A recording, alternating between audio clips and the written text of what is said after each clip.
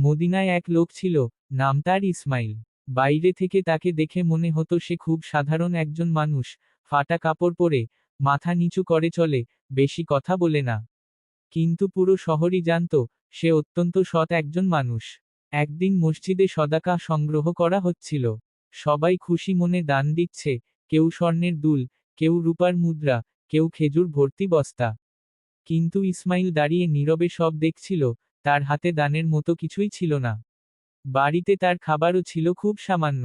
রাতে সবাই যখন ঘুমিয়ে পড়ে, তখন ইসমাইল নিঃশব্দে কারো দরজার সামনে এক ছোট ব্যাগ খেজুর রেখে চলে গেল।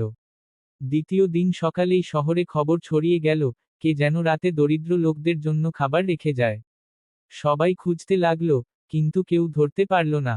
এভাবে দিন যায়, রাত যায়। প্রতিদিন সাহায্য পেত ভিন্ন ভিন্ন দরিদ্র পরিবার, কিন্তু রহস্যময় সাহায্যকারীর পরিচয় কেউ জানত না। একদিন এক দরিদ্র লোক গোপনে সেই সাহায্যকারীকে অনুসরণ করল এবং সত্যিটা আবিষ্কার করল, এ মানুষটি আর কেউ নয়, ইসমাইল। সে দান করে, কিন্তু কাউকে জানায় না। লোকটি তাকে দেখে বলল, ভাই, তুমি এত গোপনে দান করো কেন? ইসমাইল নরম হেসে বলল, মানুষ জানলে প্রশংসা করবে, আর প্রশংসা পেলে নিয়ত নষ্ট হয়ে যায়। আমি চাই শুধু আল্লাহ জানুন।